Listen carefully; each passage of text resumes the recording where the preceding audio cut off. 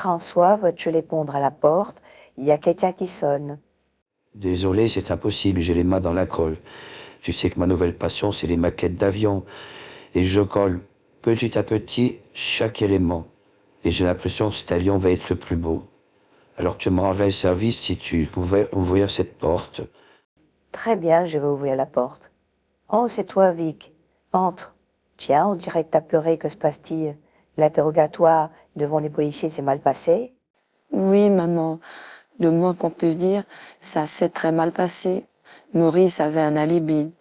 Non, mais regarde, je dois avoir dans mon sac le journal. Mais regarde la photo de ce journal. C'est Maurice, le tueur en série, on le reconnaît. Eh bien, figure-toi que Moretti, son avocat, est venu au poste de police avec sa secrétaire et un film. Le film, c'est quoi? Eh bien, c'est Maurice qui est tranquillement assis dans la salle d'attente. Un rendez-vous lui avait été donné près d'une semaine avant. Et il se trouvait à l'heure exacte du crime, dans cette salle d'attente, à bouquiner un de ces livres people, de Elle jusqu'à, et qui vous raconte la vie des stars. Alors Moretti a gueulé en disant mon client est innocent. Il a deux témoins, moi et ma secrétaire.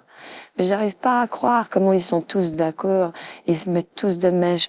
Mais tu sais, les gangsters, ils ont aussi 200 ou 300 témoins quand ils ont un gang.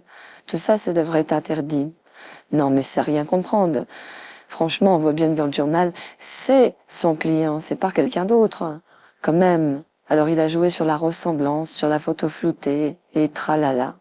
Enfin, me voilà, et autant te dire que d'innocentes personnes, je me suis pratiquement transformée devant eux en coupable idéal. Pour un peu, on me mettait le crime de la gamine sur le dos. Heureusement que je me trouvais à 500 kilomètres avec une preuve. J'avais acheté une pack de chocolat dans un supermarché. Sinon, je vais te dire, je serais en prison. Maintenant que mes mains sont propres, Vic, je te pose juste une question. Te soupçonne-t-il d'avoir éliminé cette pauvre fille que tu as rencontrée dans une gare? C'est tout, tu me le dis. Non, tu le dis que c'est toi qui l'avais tuée. Non, cela n'a pas été jusque-là. Mais ils m'ont dit qu'ils vont vérifier mon alibi, vérifier ce ticket de caisse et même demander à la personne qui m'a reçu dans le magasin de m'identifier à partir d'une photo qu'ils ont prise. Imagine, j'ai été prise comme criminelle en photo. Et si jamais la personne ne se souvient pas de moi, eh bien, on va se revoir, m'a dit le commissaire. Et vous allez dormir la semaine prochaine en prison, Vic.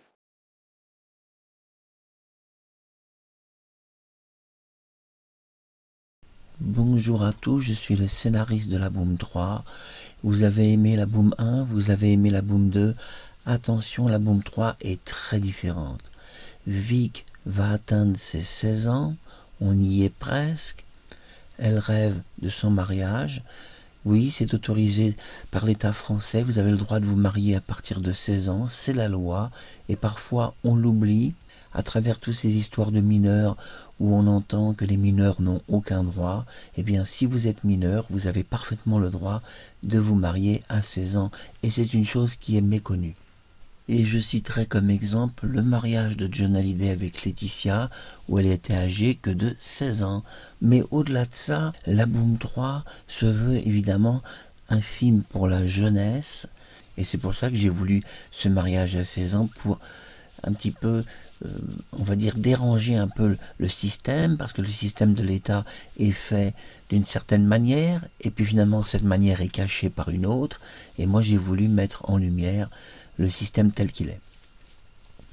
Au-delà de ça, sur sa route, Maurice, le tueur en série, libéré par Moretti, un avocat peu scrupuleux, qui désire une simple vengeance liée à un terrain, un simple terrain, c'est 3 fois rien, mais tout démarre de là.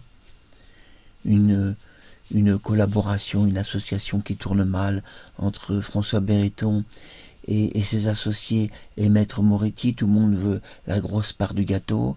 Puis finalement, perquisition, la police saisit les biens du terrain, ordonnance du tribunal. François se retrouve ruiné sur un projet où il avait investi son argent personnel. Donc il vient au cabinet de l'avocat faire un scandale. Accidentellement, il casse la photo des 2 enfants de Moretti, où il était photographié, je précise, sur cette photo avec eux.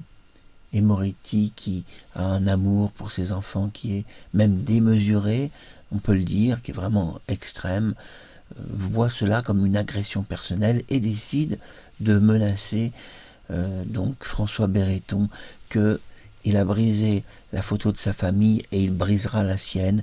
Et évidemment, sa seule fille unique, Vic, va être pris au piège d'une vengeance sur une association. De là sort de prison un homme dont tous les crimes sont sur le dos, mais qui pourrait être tout à fait innocent. En tous les cas, je ne vous dis pas le scénario complet. Mais Moretti cherche à l'utiliser et parfois lui donne même un alibi. Et dans cette scène, nous voyons l'alibi idéal. Il était évidemment filmé par une caméra, c'est-à-dire, je précise, la salle d'attente. Et dans cette salle d'attente, cette caméra le filmait et la secrétaire était témoin. Alors, Maurice, évidemment, est libéré. Et pire, dans cette situation, c'est Vic Béreton qui se retrouve pratiquement le coupable.